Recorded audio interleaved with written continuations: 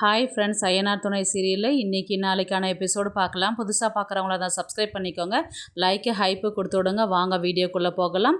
நேற்றுக்கு எபிசோடு எதில் முடிச்சிருப்பாங்கன்றது பார்த்தீங்கன்னா, எனக்கு அட்வான்ஸ் பணம் கொடுக்காத நான் இங்கேருந்து கிளம்பி போக மாட்டேன், என்ன ஆனாலும் நான் அட்வான்ஸ் பணத்தோடு தான் நான் வீட்டுக்கே போவேன், என் பொண்டாட்டி திட்டுவா சார் அப்படின்னு சொல்லிட்டு அந்த வீட்டிலே சோழன் உட்காந்துருப்பார். நீங்கள் என்ன நினச்சாலும் எனக்கு அதை பற்றி கவலை கிடையாது, இல்லைன்னா 2 நாள் கழித்து கூட நான் வரேன், எனக்கு பணத்தை கொடுங்கன்னு சொன்னால், ஆனால் நீங்கள் பணமாக அதுவும் கொடுக்க மாட்டேன்னு சொல்கிறீங்க அப்படின்னு சொல்லிட்டு இவங்க பேசின்னு இருக்கும்போது அவங்க அந்த ஓனருடைய ஒய்ஃப் அவரை கூட்டின்னு போயிட்டு, ஏங்க பணத்தை கொடுத்து தான் தொலைங்களேன் அப்படின்ற மாதிரி சொன்னதுக்கு, நான் பணம் கொடுத்துருவேன், ஆனால் நீ என்னை சொல்லி காட்டுவியா, நீ சொல்லி காட்டாத இருக்கிறதுன்னு சொல்லு, நான் பணத்தை கொடுக்காத இருக்கிறேன் அப்படின்னு. அது எப்படிங்க சொல்லி காட்டாத இருக்க முடியும்? கண்டிப்பாக சொல்லி காட்டுவேன், 10 வருஷம் ஆனாலும் நான் சொல்லி தான் காட்டுவேன். ஏன்னா இப்போ இந்த 20,000மும் உங்களால் தானே நஷ்டமாகுது, அப்போ சொல்லி தான் காட்டுவேன் நான் அப்படின்ற மாதிரி தான் அவங்க திட்டுவாங்க. திட்டிட்டு திரும்ப இந்த பாருப்பா, நீ இதே மாதிரி இங்கேயே உட்காந்துருந்தா நான் போலீஸ் ஸ்டேஷனில் கம்ப்ளைண்ட் கொடுத்துருவேன், இங்கே அராஜகம் பண்ணுறேன்னு சொல்லிட்டு, நீ முதல்ல இங்கேருந்து கிளம்ப நீ அப்படின்ற மாதிரி தான் அவங்க சொல்லுவாங்க. நீங்கள் யாருக்கு வேணால் பண்ணுங்கள் சார், நான் என் பணத்தை வாங்காத நான் இங்கேருந்து போக மாட்டேன் அப்படின்னு சொல்லிட்டு சோழன் சொல்லுவார். உடனே அந்த நேரத்தில் பாண்டியன் கால் பண்ணுவார். சொல்லுடா என்னடா அப்படின்னு சொல்லிட்டு கேட்டதுக்கு, இல்லை அட்வான்ஸ் வாங்கிட்டே என்ன எதனா பிரச்சனை பண்ணுறாங்களான்னு சொல்லிட்டு பாண்டியன் கேட்குறாரு. ஆமாண்டா, இது மாதிரி பணத்தை கேட்டதுக்கு கொடுக்க மாட்டேன்னு சொல்லிட்டு சொல்கிறாருன்னு சொல்லிட்டு சொன்னதுக்கு உடனே பாண்டியன் சொல்லுவார், இல்லை வேறு யாராவது வாடகை வந்ததுக்கப்புறமாவது அந்த பணத்தை உங்களுக்கு திருப்பி தருவாங்களான்னு கேட்டியான்னு கேட்டதுக்கு, அதுவும் தரமாட்டேன்னு சொல்கிறாருடா, நான் என்ன ஆனாலும் பரவாயில்ல பணத்தை வாங்கிட்டு போக மாட்டேன்னு சொல்லிட்டு நான் இங்கேயே உட்காந்துக்கிறேன், நான் இல்லை நான் வரட்டுமான்னு கேட்டேன், நான் வேணும்னா கூப்பிட்றேன், இப்போ நீ வர வேண்டாம் அப்படின்னு சொல்லிட்டு அவர் சோழன் சொல்லுவார். உடனே அந்த நேரத்தில் வானதி வருவாங்க. இவர் கிளம்பி சோழன் இது சரிப்பட்டு வராது, எப்படியும் அவன் எதனா சண்டை கண்டை போட்டுருவான்னு சொல்லிட்டு இவர் கிளம்பி வர நேரத்தில் வானதி வருவாங்க. என்னாச்சு பாண்டி, எங்கே போகிற அப்படின்னு சொல்லிட்டு கேட்கும்போது, இந்த மாதிரி கொஞ்சம் வேலையாக இருக்குது அப்படின்னு, அப்புறமேட்டு அந்த வேலைக்கு போகலாம் வா உட்காந்து பேசு அப்படின்னு சொல்லிட்டு பேச ஆரம்பிச்சுட்டு இருப்பார். என்ன ஆச்சு, என்ன பண்ணிட்டு இருக்கிற அப்படின்ற மாதிரி கேட்டதுக்கு, அதுக்கப்புறம் இப்போ கொஞ்சம் ஹாஸ்பிட்டலில் லாபம் வருதா அப்படின்ற மாதிரி தான் பாண்டியன் கேட்பார். லாபம்லாம் வரல, இப்போ ஓரளவுக்கு பழகி போச்சு, இப்போல்லாம் அந்த டாக்டர் கமெண்ட் பண்ணுறது டைம் போகிறதே தெரிய மாட்டேங்குது, நிறைய காமெடி பண்ணுறாரு அப்படின்ற மாதிரி பேசுறதுக்கு, எனக்கு டைம் ஆச்சு நான் கிளம்புறேன், எனக்கு முக்கியமான வேலை இருக்குதுன்னு சொல்லிட்டு சொன்னேன்ல, பார்த்தியா நீ அந்த டாக்டரை பற்றி பேசினா செம காண்டா ஆகிறன்றது எனக்கு தெரியுது அப்படின்ற மாதிரி தான் வானதி சொல்லுவாங்க. நீ என்னென்னா சொல்லிக்க, எனக்கு அதை பற்றி கவலை இல்லை, இப்போ எனக்கு முக்கியமான விஷயம் இருக்குது, நான் கிளம்புறேன் நான் அப்படின்னு சொன்னதுக்கு, என்ன விஷயம், இது மாதிரி சோழன் வீடு வெளியில் பார்த்துட்டு தனி கொடுத்து நான் போகிறேன்னு சொன்னாங்க, அண்ணி வேணான்னு சொன்னதுனால அவங்க போக மாட்டேன்னு சொல்லிட்டாங்க, இப்போ அந்த பணத்தை வாங்குறதுக்கு போயிருக்கிறேன், எதனா சண்டே ஆகுமோ என்னவோ தெரியல, அதுக்காக தான் இப்போ நான் போகிறேன் அப்படின்னு சொல்லிட்டு சொன்னாங்க. அப்போ நானும் வரேன் பாண்டியன், அங்கெல்லாம் எதுக்குடி நீ வர வேண்டாம் அப்படின்னு சொல்லிட்டு பாண்டியன் சொல்லுவார். அதெல்லாம் எனக்கு தெரியாது, நான் வந்தே ஆவன், சரி உட்காரு அப்படின்னு சொல்லிட்டு உட்கார வச்சு கூட்டிகிட்டு போவார். அந்த நேரத்தில் போய் பார்த்தீங்கன்னா சோழன் சார் நீங்கள் என்ன பண்ணாலும் நான் பணத்தை வாங்காத போக மாட்டேன், என் பொண்டாட்டி வீட்டுக்கு போனால் திட்டுவா சார்ன்னு சொல்லிட்டு என்ன பண்ணுவார் சார், ப்ளீஸ்ன்னு சொல்லிட்டு காலை பிடிச்சி கேட்பார். ஐயோ என்ன இவர் காலை பிடிச்சி கேட்டுருக்கிறான்னு சொல்லிட்டு வானதி சிரிச்சுக்கிட்டே நிற்பாங்க. என்னடா நீ அவர் காலில் போய் விழுற, நீ எழுந்துடாடே, கண்டாம் காலிலெல்லாம் போய் விழாதடா அப்படின்னு சொல்லிட்டு பாண்டியன் சொல்லும்போது அந்த ஓனருடைய ஒய்ஃப் இதப்பார் தம்பி மரியாதையை பேச கற்றுக்கோ, இன்னொரு முறை இந்த கண்டவன் இதெல்லாம் பேசுகிறவளை வச்சுக்காத அப்படின்னு இவர் அமைதியாகிடும். அமைதியாக இருடா, நானே இப்போ தானே பேசியதா ஒரு அளவுக்கு வந்திருக்கிறேன், நீ மறுபடியும் பேசியதா பிரச்சனை பண்ணாதடா, நான் உன்னை வர வேணான்னு தானடா சொன்னேன், நீ ஏன்டா வந்த நீ அப்படின்ற மாதிரி தான் பாண்டியன்கிட்ட இவர் சோழன் பேசின்னு இருப்பார். இவர் ஓனர் நீ எழுந்திருப்பா தம்பி, எழுந்துரு, என் காலில் விழாத எழுந்துரு அப்படின்னு சொல்லிட்டு சொல்லுவார். அதெல்லாம் முடியாது சார், நீங்கள் என் பணத்தை கொடுத்தீங்கன்னா தான் நான் காலில் எழுந்துப்பேன், அது வரலையும் நான் காலை பிடிச்சிக்கிட்டே தான் இருப்பேன் அப்படின்னு சொல்லிட்டு சோழன் சொல்லுவார். டே எழுந்துடுறா, அசிங்கமாக இருக்குதுடா, எழுந்துடுறா. இதை பார்த்து வெளியிலேருந்து வானதி சிரிச்சுக்கிட்டே இருப்பாங்க. அதேமாரி தயவுசெய்து பணத்தை கொண்டு கொடுத்துட்றியா போயா அப்படின்ற மாதிரி அவங்க ஒய்ஃப் சொல்லுவாங்க. பணத்தை கொண்டு கொடுத்துருவாங்க. ஒரு 500 ரூபா கம்மியாக இருக்கே சார், ஏன்ப்பா நான் அந்த பணத்தெல்லாம் எதுவும் எடுக்கல, நீ கொடுத்த காசு அப்படியே தான் கொண்டு கொடுத்துருக்குறேன், எண்ணி தான் கொடுத்துருக்குறேன், ஒரு முறை திரும்ப எண்ணிப்பார், நான் 20,000 ரூபாய் இருக்குது, ரொம்ப நன்றி சார், மறுபடியும் ரொம்ப தேங்க்ஸ் சார், தயவுசெய்து இந்த பக்கம் வந்துடாத, உன் மூஞ்சி எனக்கு பார்க்கவே பிடிக்கல அப்படின்னு சொல்லிட்டு அங்கேருந்து கிளம்பிடுவார். அது சரிங்க சார், நான் இந்த பக்கம் வரமாட்டேன்னு சொல்லிட்டு வெளியில் வரும்போது வானதி வழியில் நிற்காமல் எங்கேயோ போய் சைடில் அந்த ஸ்டெப்ஸ் பக்கத்தில் போய் ஒழிச்சிக்குவாங்க.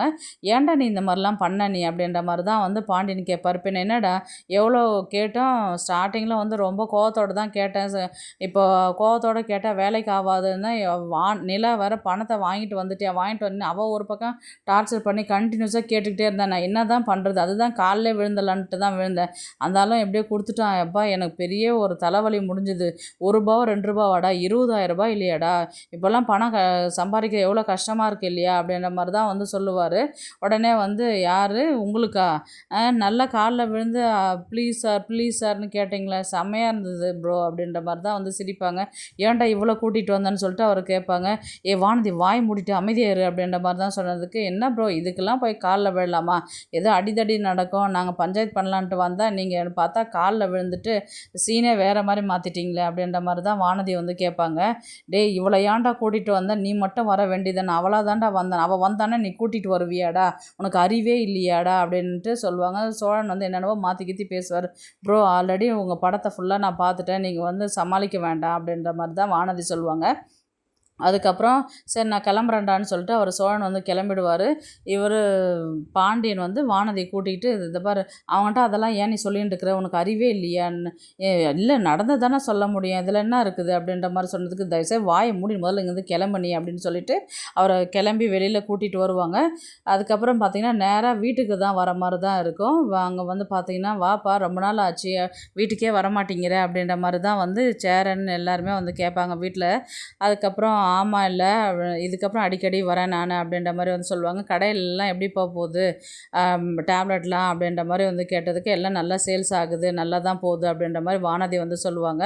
அதுக்கப்புறம் வந்து இவர் நடேசன் தான் வந்து ஹாஸ்பிட்டல்லாம் நல்லா சம்பாதிக்கிற போல் அப்படின்னு கேட்டதுக்கு, உங்களுக்கு இந்த வழி அந்த வழி எதனா இருந்தால் வாங்க, நல்லா வந்து டாக்டர் வர ரொம்பவே நல்ல டாக்டரு, அவர் ரொம்பவே கைராசியான டாக்டர், அவர்கிட்ட வந்து நீங்கள் உடம்பெல்லாம் பார்த்துக்கோங்க, இந்தாங்க சத்து மாத்திரை இதை வச்சுக்கோங்க, எப்போவுமே ஒரு மாத்திரைன்றது வந்து நீங்கள் போட்டுக்கினே இருந்தீங்கன்னா வயசான காலத்தில் உங்களுக்கு டயர்டு தெரியாதுன்னு சொல்லிட்டு இவங்க வானதி வந்து ஒரு டேப்லெட் எடுத்து நடேசன்கிட்ட கொடுப்பாங்க. இது எப்போ சாப்பிட்றது அப்படின்னா, சாப்பிட்டதுக்கப்புறம் சாப்பிடுங்க, அதுக்கப்புறம் உங்கள் வீட்டில் யாருக்குன்னா உடம்பு சரியில்லைன்னா அந்த டாக்டர்கிட்ட வாங்க, அவர் ரொம்ப கைராசியான டாக்டர் அப்படின்னு சொன்னதுக்கு சேரன் வந்து என்ன சொல்லுவார்னா, கைராசி டாக்டர்னால் ரொம்ப நல்லதானப்பா, சரியாயிடுன்றது போது அப்போ அது நல்ல விஷயம் தானே அப்படின்னு சொல்லி கேட்டதுக்கு, கைராசி விட அவர் நல்ல ஜோக் அடிப்பார்ண்ணா, செம்ம ஜோக்குண்ணா அப்படின்னு சொல்லிட்டு பயங்கரமாக அந்த ஜோக்கெல்லாம் சொல்லுவாங்க. எல்லாருமே சிரிப்பாங்க. உடனே பாண்டியன் மட்டும் சிரிக்க மாட்டார், உம்முன்னு இருப்பார்.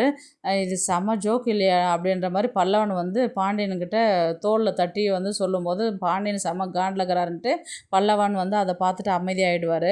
பாருண்ணா நான் எப்போ பார்த்தாலும் நான் இது அந்த டாக்டரை பற்றி பேசினாவே இவன் இப்படி தான் காண்டாயிடுறான் அப்படின்ற மாதிரி சொன்னதுக்கு, உடனே வந்து பாண்டியன் வந்து என்ன சொல்லுவார்னா, நான் அதுக்கெல்லாம் காண்டாகிறதில்ல, இதெல்லாம் ஒரு ஜோக்கான்றது, இதில் ஒன்றும் அந்தளவுக்கு சிரிப்பே வரலையே, அதனால் நான் சிரிக்கலை அப்படின்ற மாதிரி தான் சொன்னாங்க. ஏன் அதெல்லாம் நினைக்காதீங்க அப்படின்னு சொல்லுவாங்க. உடனே வந்து நடந்த விஷயத்த வேறு மறந்துட்டேன் பாருங்கள், இன்றைக்கி ஒரு சீனு செம்ம சீனு, உங்களுக்குலாம் விஷயம் தெரியுமா அப்படின்னு சொல்லிட்டு வானதி வந்து சொல்ல ஆரம்பிப்பாங்க. என்ன விஷயம், உடனே பாண்டியன் வந்து டே வாயை மூட்ரி, எதுவும் சொல்லாத அமைதியாக இருந்துச்சு. உடனே சோழன் நடந்த விஷயத்த எல்லாமே வந்து இவங்க நிலாக்கிட்டையும் சேரன் இவங்க எல்லாருமே வீட்டில் இருப்பாங்க நடேசன் எல்லாருக்கிட்டையுமே சொல்லுவாங்க.